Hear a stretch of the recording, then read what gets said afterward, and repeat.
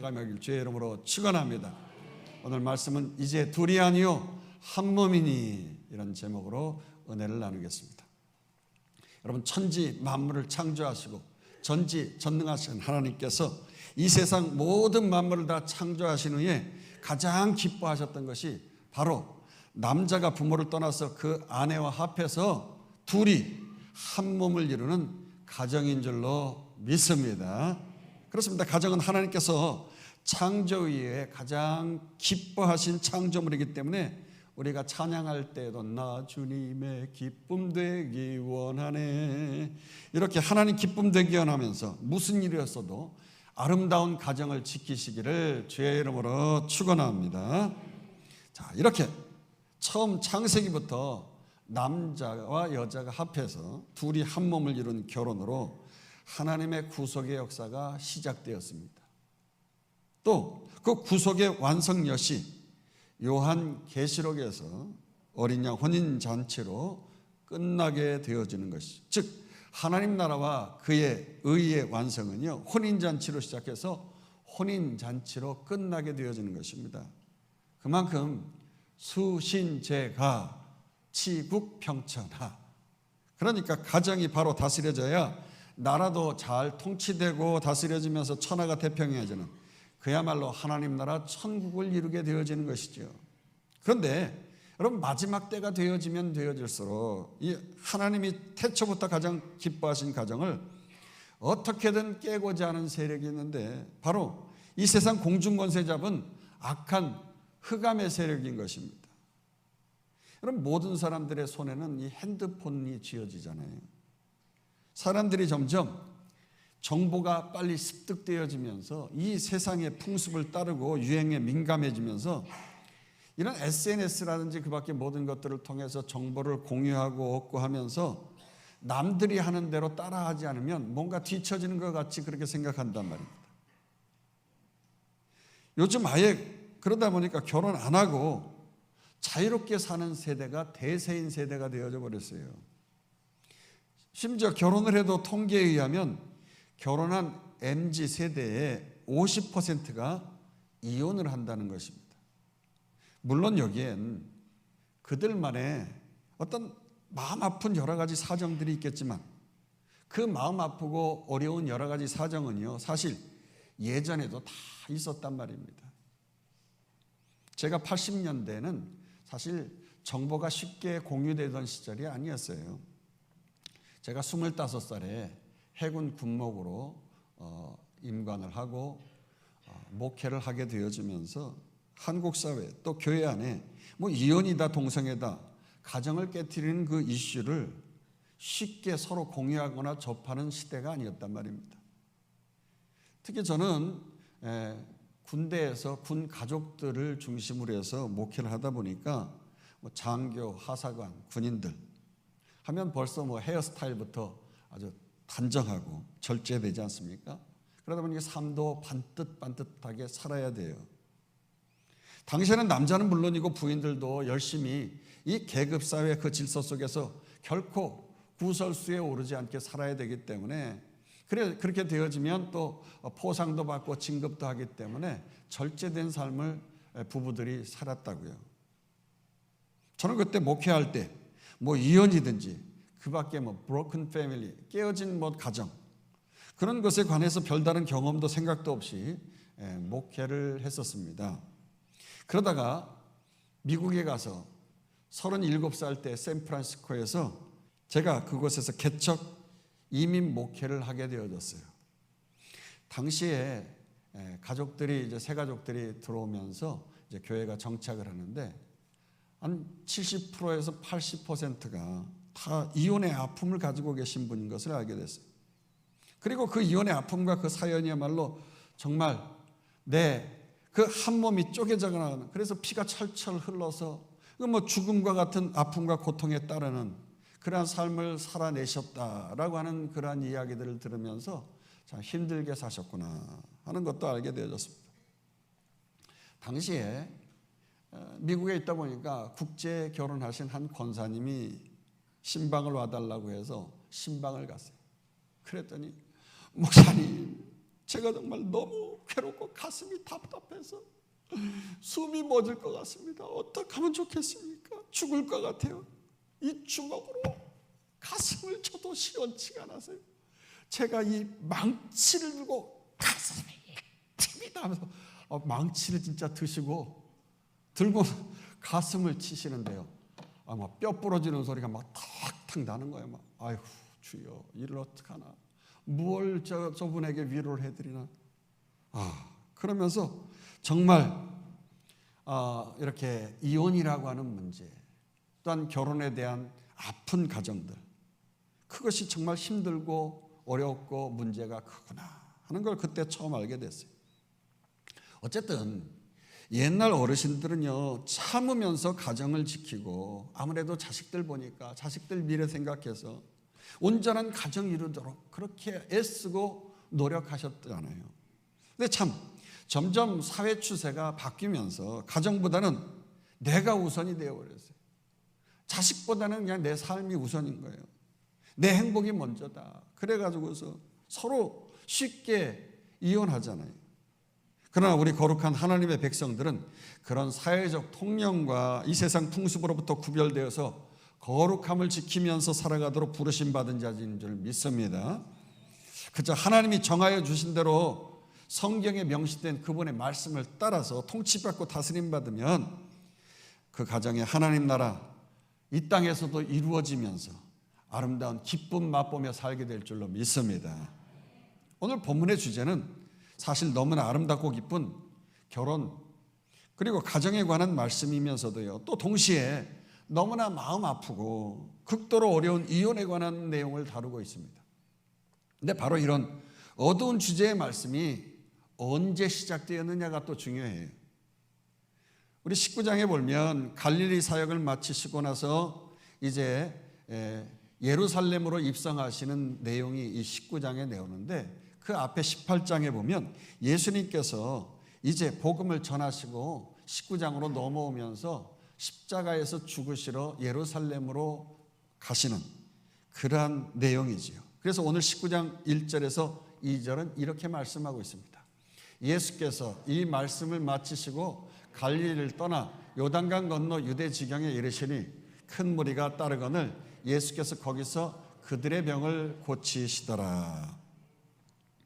예수께서 18장 그 앞절에서 복음의 갈증을 느끼는 사람들을 향하여서 비유로 말씀을 하셨잖아요. 1만 달란트 빚진 자에 대한 그 용서의 말씀을 마지막으로 마치셨어요. 베드로와 제자들을 향하여서 그렇게 말씀을 마치시고 갈릴리 지방으로 떠나서 유대 땅 예루살렘으로 행하게 되어주셨는데, 이곳으로 갈 때에는 두 갈래 길이 있어요. 한 가지 방법은 쇼컷으로 직진해가지고서 사마리아 땅으로 내려가는 것입니다. 또 한 가지는요, 이 가는 길에 사마리아 땅, 이것은 유대인들이 제일 싫어하는 곳이기 때문에 이 지역을 피해서 요단강 건너편으로 넘어가가지고서 반대편으로 우회해서 유대 땅으로 건너가는 것입니다. 오늘 본문의 예수님은 이 직행로로 가지 아니하시고 요단강을 건너 우회해서 유대 땅으로 가셨어요. 이 길은 당시에 헤롯 안티파스라고 하는 사람이 다스리는 그 지역인데 요단 동편의 베레아 지방을 통과해서 가는 길이었습니다. 근데 예수님이 지금 심정이 어떠하셨겠어요? 상상이 여러분 가시지 않습니까? 예루살렘에 가게 되어지면 당장에 장로들과 대제사장들과 서기관들에 의하여서 많은 핍박과 고난을 당하신 후에 사람들 손에 넘겨져서 십자가에서 죽임을 당하셔야 되는 것이에요. 이러한 사실을 아셨기 때문에 한 걸음 한 걸음 정말 진이 빠지시고요, 힘든 발걸음을 옮기시고 계셨던 것입니다. 그러나 우리 예수님께서 그 십자가의 죽음, 그 고난의 길을 가시면서도 정말 한결같은 마음으로 이전에 복음을 전했던 그 자세를 가지고 지금 이 유대 지방을 통과할 때 병들고 환난 당하고 어려움 당하는 큰 무리들이 예수님 곁에 모여들게 되어졌어요. 그때 그 아픈 그 마음, 병든 몸, 그들을 향하여서 고쳐주시면서 주님이 힘드신데도 불구하고 그걸 참으시고 인내하시면서 주님의 사역이 변함없이 이전에도 그러하셨던 것처럼 지금 어려운 고통을 감내하면서 그 상황에서 치유해 주신 것이 그렇습니다. 우리가 이 예수님의 모습 속에서 아름다운 결혼, 아름다운 가정을 이루기 위한 각오와 삶의 태도를 좀 배울 수가 있습니다. 아름다운 가정을 위해서는요, 정말 이렇게 십자가를 지러 예루살렘 성으로 죽으러 가는 것 같은 자세로 살아야 된다고 하는 것입니다. 그러면서 그 십자가를 지러 가는 그 길에서도 또 한결같이 모든 자들을 불쌍히 여기시며 치료해 주신 주님처럼 우리도 나의 아름다운 가정을 위해서 한결같이 서로가 서로를 불쌍히 여기면서 세상 속에서 상처난 마음, 지친 몸을 이 가정 안에서 다 위로받고 치유받고 세임을 얻으면서 삶의 구원을 맛볼 수 있도록 서로가 서로를 위해서 그렇게 희생을 하고 헌신해야 한다고 하는 것입니다. 그러지 않고 나만을 생각하면서 아유 나는 힘든데 왜 나를 알아주냐고, 당신은 왜 그 모양이냐고 막 들들볶고 서로 그래가면서 자기의 원하는 것만을 취하려고 한다고 하면 안 되는 거예요. 그저 예수님이 갈릴리에서 했던 사역을 지금 죽으러 가시는 마당에도 한결같이 고치시고 치유하고 희생하셨듯이 말이죠. 결혼 전이나 신혼 때나 또 오랜 결혼 생활을 했을 때나 그저 한결같이 십자가를 진다는 심정으로 가정을 위해 사랑하고 헌신할 때 우리의 가정 속에서 그야말로 기쁨의 천국이 이루어질 줄로 믿습니다. 자, 그렇게 예수님께서 한결같이 치유 사역을 하시면서 베레아 지방을 통과해서 유대 지방으로 가시는데 지금 이 지역은 저 유명한 헤롯 안티파스가 다스리는 지역으로 얼마 전에 그 헤롯 안티파스가 여러 가지 연문에 둘러싸였던 사건이 있었거든요. 그래서 아주 이 지역이 떠들썩했어요. 당시에 백성들이 존경을 받던 세례 요한이 이 헤롯 안티파스의 말도 안 되는 이혼 행위 때문에 세례 요한이 책망을 했단 말입니다. 그랬더니 세례 요한을 목을 베서 사형을 시켜버렸어요. 그로 인해서 당시 유대사회뿐만 아니라 바리새인들이 두 파로 갈라지면서 아주 극심하게 의견 차이를 보이고 있었던 상황이었단 말입니다. 이러한 상황에서 예수님이 이 지역을 지나가시게 되어진 거죠. 당시에 바리새파 중에 보수파인 샴마이파는 이 일에 대해서 가늠한 이후에는 이혼할 수 없다고 하였어요. 또 자유파인 힐레파는요, 여러 가지 이유를 내세워서 이혼을 허용했어요. 아니야 다를까 저들 바리새인들은요, 예수님이 이 지방에 도착했다는 소식을 듣자마자 바로 예수님께 나와서 이런 질문한 것입니다. 3절 보십시다. 바리새인들이 예수께 나와 그들을 시험하게 이르되 사람이 어떤 이유가 있으면 그 아내를 버리는 것이 옳으니까. 그렇습니까? 이 질문은 어디까지나 예수님을 시험하기 위한 질문이었던 것입니다. 보수파인 샴마이파 쪽에서는요, 예수님 역시 세례 요한과 같이 이혼에 관한 반대하는 발언을 유도하면서 세례 요한과 똑같은 운명에 처하지길 바랬던 것이에요. 또 반대로 자유파인 힐랄파에서는요, 아니 지가 뭔데 율법에 이혼할 수 있도록 허락한 하나님의 말씀을 반대로 의견을 내느냐고, 그따위 사이비 같은 발언하니까 반드시 죽여야 한다는 심정으로 예수님께 질문을 한 거죠. 이때 예수님은 저들의 논쟁에 말려들지 않으시면서도 문제해법을 정확하게 말씀해 주셨는데, 그건 바로 말씀으로 다시 돌아가서 하나님의 말씀, 하나님의 창조의 원리, 그 질서, 그리고 창조의 목적을 바로 깨달아 알게끔 말씀으로 가르쳐 주셨어요. 자, 4절에서 5절 보도록 하십시다. 예수께서 대답하여 이르시되 사람을 지으신 이가 본래 그들을 남자와 여자로 지으시고 말씀하시기를 그러므로 사람이 그 부모를 떠나서 아내에 합하여 그들이 한 몸이 될지니라 하신 것을 읽지 못하였느냐. 그렇습니다. 여기 4절에 보니까 본래 사람을 지으신 하나님께서 남자와 여자를 지으셨다고 하셨어요. 본래 그렇다는 거죠. 그저 남자 한 가지 성으로 만드시지 아니하시고 혼자 독차하는 것이 좋지 않아서 남자로 그리고 또 여자로 각각 생김새나 기능이 완전히 다르게 분명히 두 성으로 남성, 여성으로 만드셨다는 거예요. 따라서 우리 기독교에서는 본래부터 유니섹스 문화를 배격하는 것입니다. 남자인지 여자인지 구별이 안 가는 모습이나 행동을 하면서 그렇게 돌아다니는 사람들이 있잖아요. 더 나아가서 동성연애, 이런 문화는 본래 하나님의 창조 질서에 어긋나는 죄악된 것이라고 보는 것이죠. 오히려 그렇게 남녀 구별 없이 유니섹스와 동성애가 아닌 남자가 그 부모를 떠나서 여자와 합하여 둘이 한 몸이 되면서 한 가정을 이루는 것이 하나님께서 정해 주신 순리를 따르는 올바르고 복된 삶인 줄 믿습니다. 그리고 그런 복된 가정을 통해서 죄로 인해서 하나님 보시기에 좋지 않게 변해버린 그 지옥 같은 세상에서 삶의 갖가지 문제에서 구원을 얻게 되면은 비로소 이 땅 가운데서 하나님 보시기에 아주 원더풀, 힘이 보시기에 좋다고 최고의 감탄사를 바랄 만한 그런 완벽한 파라다이스, 하나님 나라를 이루게 될 줄 믿습니다. 근데 여기서 참 재미있는 것이 있어요.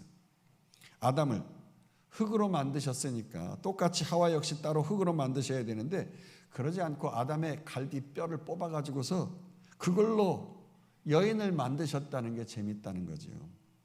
즉 각각 다른 하나에서 또 다른 하나를 더해서 둘이 되게 한 것이 아니라 아예 본래부터 하나의 몸에서 그것과 똑같은 하나를 취해서 그 둘이 완전한 하나가 되게 하셨다는 것입니다.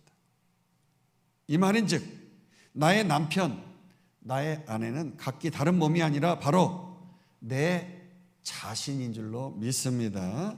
따라서 부부는 본래 본질적으로 한 몸이고 한 몸인 이상 결코 나눌 수가 없는 것입니다. 여러분, 몸이 나뉘면 피가 철철 흐르는 것처럼 말이지. 하나님이 짝 지어주신 것을 사람이 임의로 나누면 인생에 있어서 가장 처절한 상처와 죽음과 같은 아픔을 겪게 되는 겁니다. 자, 그래서 주님이 하신 6절 말씀을 읽어보십시다. 그런즉 이제 둘이 아니요 한 몸이니 그러므로 하나님이 짝 지어주신 것을 사람이 나누지 못할지니라 하시니. 그렇습니다. 이제 둘이 아니고 한 몸이니. 오늘 설교의 제목 아닙니까? 어느 정도 한 몸입니까? 남자가 부모를 떠나 완전한 연합을 이룰 정도로, 즉 그 부부 사이에는 이 부모를 비롯해서 어느 누구도 낄 수 없는 완전한 연합을 이룬 한 몸이 되어졌다는 것입니다. 사실 결혼 전에는 부모와 함께 살면서 얼마나 정신적으로 부모를 의지하면서 살았겠습니까? 그러나 이젠 다 떠나야 하는 것입니다.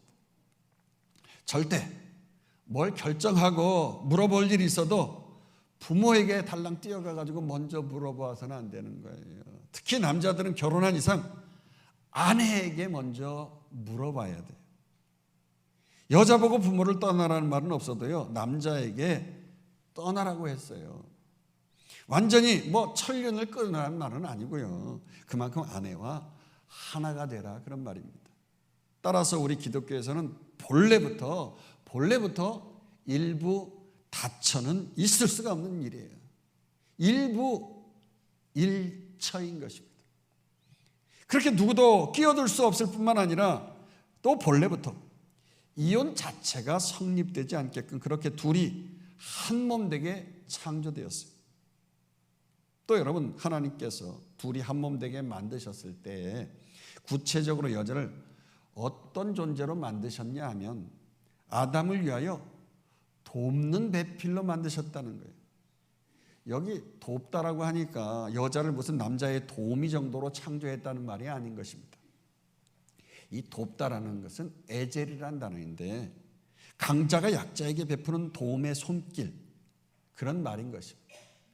아니, 강자도 그냥 보통 강자가 아니라 하나님께서 당신 백성 그 이스라엘 도우셨다라고 할 때와 같은 이 돕다라고 할 때의 에제르가 그 하나님께 사용되어진 단어예요. 그러니까 이 여자가 돕는 배필의 역할을 잘하게 되어지면 하나님과 같이 남자를 큰 인물 되게 할 수 있고 망하게 할 수 있을 정도로 그런 막강한 도움을 줄 수 있는 인물로 창조하셨다는 거예요. 특히 이 돕다라는 이 에제르 단어 하나만 놓고 여자를 평가한다면 여러분, 여자는 결코 남자보다 열등하게 창조된 게 아니라 남자보다 좀 더 업그레이드 되어진 거예요. 하나님적인 능력을 덧입어서 창조됐다는 같은 말이에요. 즉 여자는 남자처럼 흙에서 만든 게 아니기 때문에 그래요.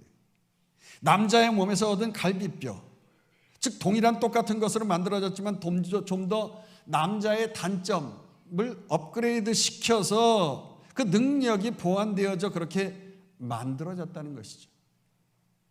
그래서 여러분, 우리 예수님이 19장 이 오늘 본문의 말씀에서 말씀하는 이 둘이 한 몸이라고 하는 말씀을 이 18장에서도 이미 말씀하고 있어요. 우리 한번 볼까요? 18장 19절 시작.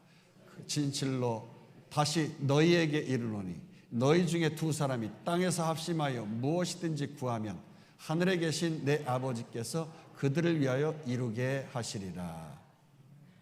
방금 읽었던 그런즉 이제 둘이 아니요 한 몸이니라고 갑자기 이 말씀하신 이유는요, 아까 방금 읽었던 18장 19절에 둘이 땅에서 합심하여 무엇이든지 구하면 이라고 하는 말씀이지. 그렇습니다. 둘이 한 몸을 이룬 가정에서 부부가 합심해서 기도를 하게 되어지면 그 기도가 응답된다는 거예요. 하나님이 보시기에 너무 아름다운 가정이기 때문에. 근데 남자 혼자 결혼 안 하고 기도 안 하면서 그렇게 살아간다고 하면 이것처럼 손해날 짓이 없는 거예요. 거기다가 18장 19절 다음에 20절에 보니까 두세 사람이 내 이름으로 모인 곳에는 나도 그들 중에 있느니라 그랬어요. 갑자기 두 사람 얘기하다가 두세 사람으로 바뀌어요. 두세 사람. 그러니까 가정을 이루어서 자녀를 낳고 하나님의 아름다운 가정이 되어지면 하나님이 더 축복해 주시는 그 가정이 되어지기 때문에 하나님의 나라가 이 땅에 확장되어지기 때문에 더 기뻐하시는 줄로 믿습니다. 본래 성경은 여자를 남자보다 섬세하고 촉이 좋고 명석함으로 이 남자를 잘 돕는 자로 창조했고요. 그 남편이 잘됨을 통해서 여자 자신도 자동으로 한 몸이라 잘 되는 것이 하나님의 창조의 질서, 그 돕는 배필로서 살아가는 아름다운 여성의 모습인 것이에요. 그러니 여러분, 남자 입장에서는 악하고 험한 세상에서 내 이 조망만한 이 두뇌 하나 가지고 말이죠, 살아가는 것보다 나의 또 다른 돕는 배필, 그 돕는 배필의 도움과 더불어서 성령 하나님의 그 도우시는 손길, 그것이 함께하면서 나의 영과 혼과 육 전인격적으로 말이죠, 힘을 얻어 살아갈 수 있게 되었니 이것보다 기쁘고 감사한 일이 어디 있느냐 말이에요. 그러나 그럼에도 불구하고 서두에서 말했듯이 말이죠, 태초부터 모든 창조물 가운데 하나님이 가장 기뻐하신 그 가정을 깨기 위해서 안달하는 흑암의 권세, 그 사탄 마귀가 이 세상 공중 권세를 잡고 마지막 때가 될수록 아주 발악을 하기 때문에 수많은 이유를 갖다 붙여가면서 말이죠, 이혼하게 하고 가정을 깨게끔 아예 이 세상 풍속 속에서 사회적 통념 속에서 그렇게 막 살아갈 수 있도록 사람들을 몰아가지 않습니까? 본문의 바리새인들이 하나님께서 짝지어 주신 것을 사람이 나누지 못할 것이라는 예수님의 답변을 듣고도 말이죠, 아주 보란듯이 이혼을 허락하는 성경 말씀을 들이대면서 재차 질문하고 있는 것처럼 말입니다. 그래서 7절 보도록 하십니다. 여짜오되 그러면 어찌하여 모세는 이혼 증서를 주어서 버리라 명하였나이까? 지금 바리새인들은 성경의 여자를 쓰레기도 아니고 뭐 버리라고 했다고, 더군다나 명령했다고 말씀을 하고 있다고 하는데, 여러분 성경을 읽으려면 똑바로 읽어야죠. 이렇게 자기 좋은 대로 읽으면 되겠습니까? 자, 그래서 저들이 제시한 말씀이 과연 맞는가? 한번 신명기 24장 1절 한번 살펴보도록 하십니다. 사람이 아내를 맞이하여 데려온 후에 그에게 수치되는 일이 있음을 발견하고 그를 기뻐하지 않으면 이혼 증서를 써서 그의 손에 주고 그를 자기 집에서 내보낼 것이요. 여자를 뭐 쓰레기처럼 버리라고 한 게 아니라 자기 집에서 내보낼 것이라고 했어요. 자기 집에서 내보내라고 그냥 명했다. 또 그 명했다라고 하는 말도 없어요. 그냥 내보내라고 했지. 더군다나 당시 남자들은요, 아내 때문에 수치감을 느끼는 것이 아주 터무니없는 내용이었어요. 뭐 음식 솜씨가 너무 엉망이라서 도대체 내가 손님들을 모실 때 너무나 망신살이 붙여가지고 도대체 내가 당신하고 살 수 없다고 하면서 이혼하는 거예요. 또 어느 날 갑자기 아내를 보니까 말이죠, 야, 허리가 무통이 돼가지고 아니 허리가 더 점점 그냥 뭐 임신한 것처럼 더 이상해지면 크게 기분 나쁜 거예요. 아니 그냥 나를 속이고 있느냐고 말이죠. 언제는 그냥 쫄라매더니 언제는 이렇게 한순간에 변할 수가 있느냐면서 남 부끄러워서 내가 다른 사람들 앞에 아내를 데리고 다닐 수가 없다고 막 이래가면서 그게 이혼이 되는 거예요. 이 말 같지 않은 이유를 들이대면서 당시의 남자들이 이렇게 아내를 쓰레기처럼 버려버리니까요. 저들 바리새인들은 이혼 증서를 어떤 이유에 주어서 여자를 버릴 수 있느냐고 내보내라고 했지 버리라고 하지도 않았는데 말이죠. 성경에서 명령까지 한 것처럼 오버해서 이렇게 말하니까 그 말투에 당시의 남자들은 말도 안 되는 배우자의 인권 탄압의 면모를 보여주고 있다고 하는 것이죠. 이때 예수님은 바리새인들이 주장하는 대로 성경에서 말하는 모세의 이혼의 허락에 대해서 부정하지는 않으셨습니다. 그러나 모세가 오죽했으면 이혼 증서를 주어서 내보내라고 했겠느냐고 말씀하신 것이에요. 여러분 모세 당시의 남자들이요, 타락한 세상 나라 그 애굽 땅에서 노예로 모질게 삶을 살았잖아요. 그러면서 그 애굽 땅의 각종 여러 가지 우상들을 같이 섬기면서 살았단 말입니다. 그러다가 애굽을 나왔잖아요. 출애굽해서 가나안 땅을 향하여서 가면서 메마른 광야에서 저들의 마음이 더욱 완악해져 버렸어요. 오죽했으면 하나님이 출애굽 1세대들을 가나안 땅에 보내지 아니하시고 그 광야에서 다 죽게 하셨겠어요. 저들이 그 광야에서 하나님 섬기라고 출애굽을 시켜서 자유인이 되게 하셨는데 노예에서 자유인으로 만드셔 주신 그 기쁨 감사하면서 그 자유를 남용한 거예요. 하나님을 섬기기보다는 우상을 섬기고 아내를 들들 볶아가지고 도저히 아내가 같이 살 수 없게 만들어 버려가지고 아내를 그냥 내쫓아버리고 새로운 여자하고 살고 이게 그냥 삶의 일상이 되어버렸어요. 그러다 보니까 문제는 여자가 도저히 살 수 없어서 도망을 가면 그 여자는 이미 남편이 있는 몸이다 보니까 재혼을 할 수가 없는 거예요. 재혼하면 돌에 맞아 죽어요. 그렇다고 고대 당시의 여자의 몸으로 경제적 자립도 할 수 없고 그냥 굶어 죽을 수밖에 없는 상황 아니에요. 따라서 그렇게 여자 들들 볶으면서 그냥 버리지 말고 차라리 깨끗하게 이혼 증서 줘서 그 이혼 증서 가지고 새로운 남자랑 재혼하게끔 아주 쿨하게 좀 도와줘라. 그런 의미에서 이혼 증서를 주라고 한 것이지 뭐 이혼 증서가 간음죄 그것이 합당해서 그거 옳다고 주라고 한 것이 아니라는 거지. 만약에 이혼 증서 없이 여자가 재혼을 하고 그러면 어떻게 되겠습니까? 간음죄로 돌 맞아 죽는다고요. 그렇다고 허구한 날 괴롭히면서 괴로움 당하면서 살고 이 여자 어떡하라고요? 그러니까 부득불 그 여자를 위하여서 이혼 증서를 주라 허용한 것이지 본래는 그렇지 않다는 것입니다. 자, 그래서 이때 또 본래는 이라는 단어를 사용하면서 예수님께서 또다시 하나님의 본래의 창조의 목적을 말씀하신 것입니다. 그래서 8절 9절 있습니다.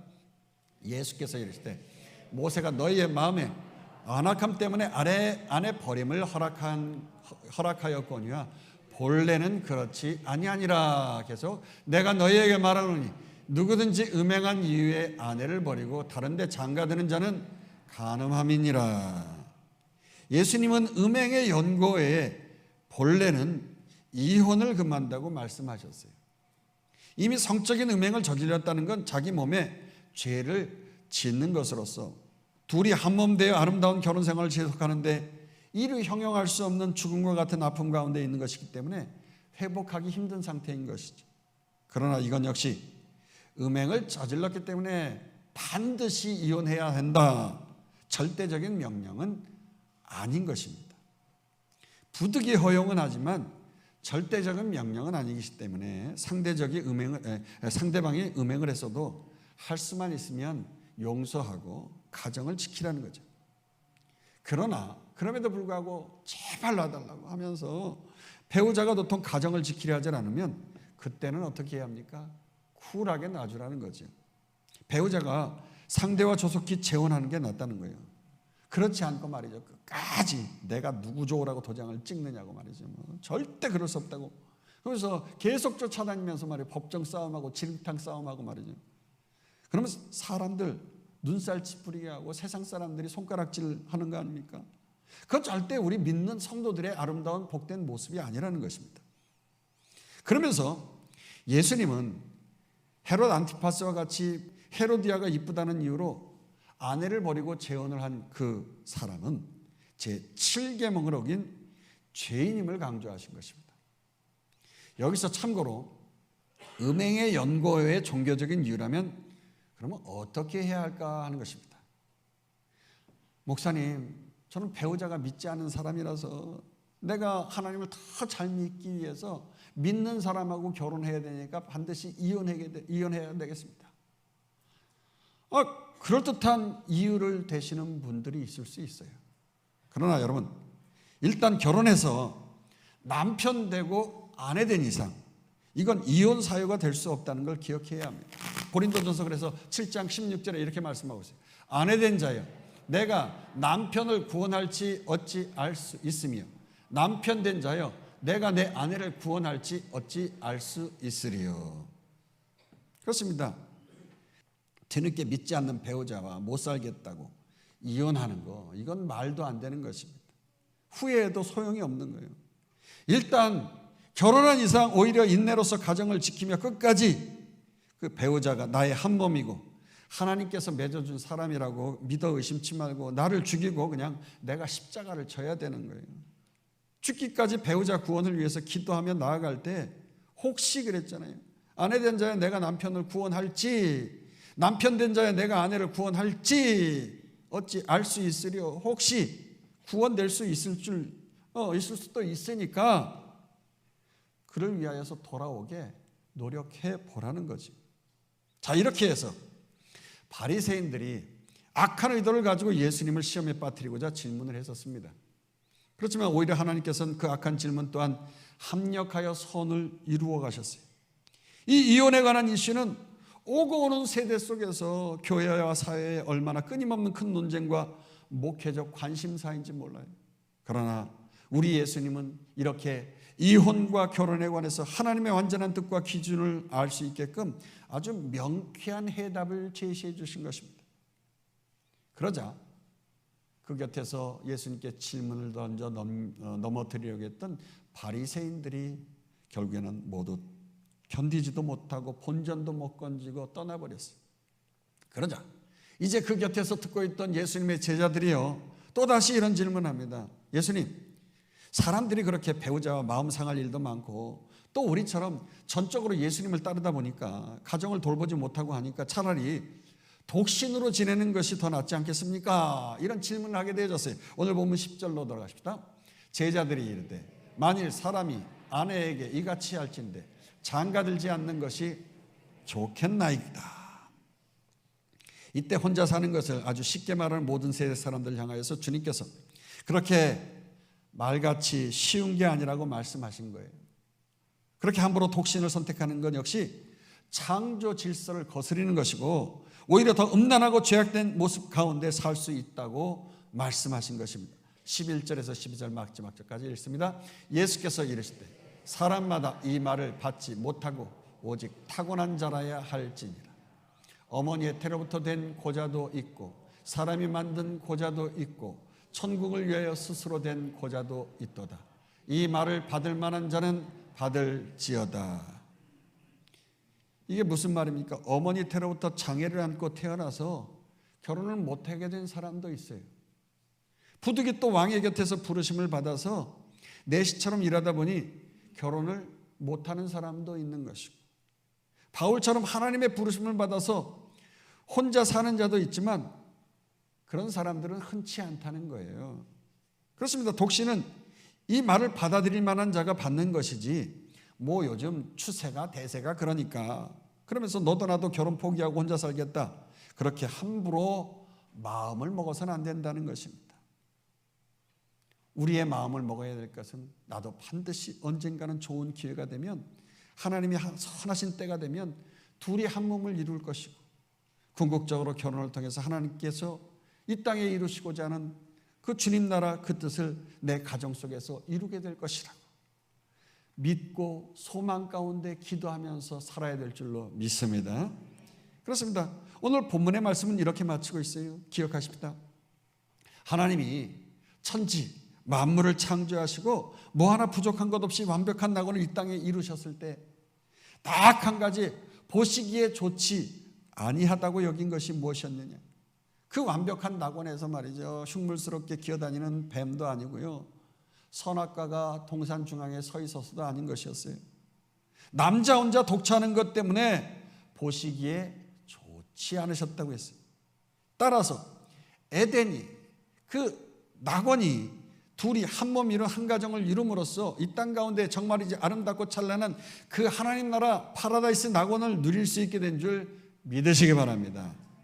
그러나 그럼에도 불구하고 이미 지나간 과거에 이런 하나님의 창조의 원리와 말씀의 깨달음 없이 마음에 아픔이 있어서 이혼을 하고 부부의 언을 끊으신 분도 있을 수 있어요. 그러나 이미 지나간 과거는 과거인 거예요. 묻어둬요. 과거는 과거이니까. 앞으로가 중요한 거예요. 앞으로는 이렇게 하나님이 짝지어 주신 것을 사람이 나눌 수 없다는 이 말씀 반드시 기억하면서 살아가면 되는 거예요. 예수 믿기 이전과 예수 믿기 이후의 삶이 달라지면 되는 거예요. 따라서 결코 나로 인해서 남의 가정이 깨지는 일이 없도록 해야 하고, 또 나로 인해서 다시는 나의 배우자에게 살을 도려는 것 같은 아픔을 줘서는 안 되는 것입니다. 특별히 악하고 음란한 세상 속에서 이런저런 시험에 빠지고 음란마귀가 틈타서 우리 가정을 해치려고 할 때가 많이 있어요. 성도들 우리 특별히 조심해야 합니다. 요즘은 남자들뿐 아니라 여자들, 우리 마음 약한 아줌마들 말이죠, 음란마귀 틈타기 쉬운 세대 속에서 살아가고 있잖아요. 그래서 정신 똑바로 차려야 됩니다. 주로 여자분들은 어떤 남자한테 빠집니까? 부드러운 눈빛을 보내면서 나에게 사랑한다고 말하고 말이죠, 참 아름답다고 칭찬해 주게 되면 참 무심한 남편에게 못 느낀 그 애틋한 감정이 그 사람에게서 느껴지면서 말이죠, 그냥 폭 하고 앵기고 싶어. 그러면서 빠져드는 거예요. 정신 바짝 차리십시오. 근데 여자뿐 아니에요. 우리 남자들은 어떤 여자한테 빠집니까? 사랑스러운 여자? 아름다운 여자? 다 아니에요. 그냥 새로운 여자, 낯선 여자한테 빠지는 거예요. 남자들은 내가 이미 아는 여자가 되면 사랑이 싹 식어져. 사랑한다는 말 절대 안 해요. 아름답단 말, 이쁘단 말, 이쁘기는 뭐 이래가면서 말이죠. 여보 나 이뻐. 쥐뿔. 아니 그냥 이쁘다고 하면 결혼 초에 신혼 때 우리의 달링 너무 이뻐 막 이러다가 쥐뿔. 어느 순간부터 바뀌어버려. 싹 돌변해. 그리고 또다시 미지의 여자, 낯선 여자 향해서 싹 눈이 돌아가는 거예요. 자기 부인이 훨씬 이쁜데 말이에요. 이쁘고 뭐 그런 거 상관없어요. 낯선 여자면 다 그냥 오케이야, 남자들. 참 이상하죠? 왜 그래요? 솔로몬만 봐도 알잖아요. 그 술람미 여인, 나의 여인, 아름다운 여인 뭐 이래가면 난리가 뒤집어지고만 났는데 어느 순간 말이죠, 싹 식어지더니 여인들 뭐 1000명이나 막 데리고 그냥 딴짓하고 말이죠. 이러잖아요. 그래서 우리 여자분들 남편이 평생 원수 주여 어느 때까지니까 하시는 분 계십니까? 남자는 딴 데 눈 돌리기 때문에 일단 그 제비한테는 아는 여자가 돼서는 안 되는 거예요. 끝까지 나는 미지의 여자가 되어야 돼. 미지의 여자. 응? 그리고 그저 신랑만 바라보고 살아야 돼. 그 제비같이 사랑한다는 말하고 아름답다 말하는 그런 그 제비한테 속아가지고요, 어느 순간 쓰레기처럼 버림당해요. 다 그냥 좋은 거 쪽쪽 빼먹고 말이죠.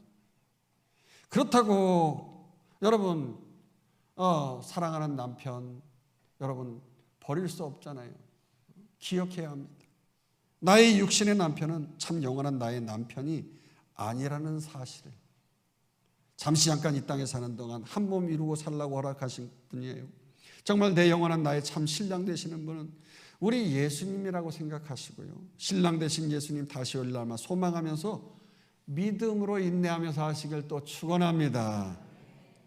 오히려 육신의 남편이 힘들게 하면 할수록 또 꼴 보기 싫으면 싫을수록 날마다 신랑 되신 예수님만 기다리는 아름다운 신부 되면, 그렇게 아름다워지다 보니까 어느 순간 남편이 어머 웬일이야 당신 웬일이야 하면서 말이죠, 여모 아름다워하면서 변화된 여러분의 모습 때문에 새로워졌기 때문에 새로워진 데 눈이 돌아가는 거거든요. 남자는 새로워진 것 보고 여러분을 찾는 거예요. 할렐루야.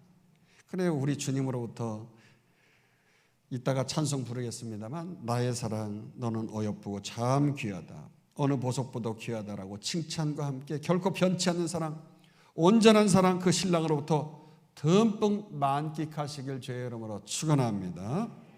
그 복된 하나님 나라의 모든 것을 믿으면서 모든 것을 소망 중에 견디면서 이 땅 가운데서 우리의 가정을 아름답게 지켜나가야 됩니다. 아무리 이혼하고 싶은 배우자가 있고 또 당장이라도 분가하고 싶은 시부모가 있을지라도요, 또 어떤 아픈 스토리가 우리의 가정 가운데 문제 없는 가정이 없잖아요. 그거 넘칠지라도요, 그 모든 것이 이것도 저것도 쭈물떡 해서 합력하여 선을 이루는 것처럼 말이죠. 그 주님의 말씀이 오고 오는 세대에 우리에게 정로를 걷게 하는 귀한 말씀이 되는 것처럼, 합력하여 선을 이루시는 그 하나님이, 창조주 하나님이 보시기에 시임이 좋았다라고 말씀하신 아름다운 가정이 다시 회복되어질 줄로 믿습니다. 바라기는 이번 한 주간 동안 우리 가정을 통해서 우리와 우리의 자녀들 모두가 이 땅 가운데 낙원을 맛보고 즐겁고 복된 가정 속에서 하나님 찬양과 영광 마음껏 올려드리는 복된 한 주간 되기를 간절히 축원합니다. 축원합니다. 축원합니다. 우리 함께 합심해서 기도하겠습니다. 하나님, 나의 가정 속에 주님께서 함께 하심을 믿습니다.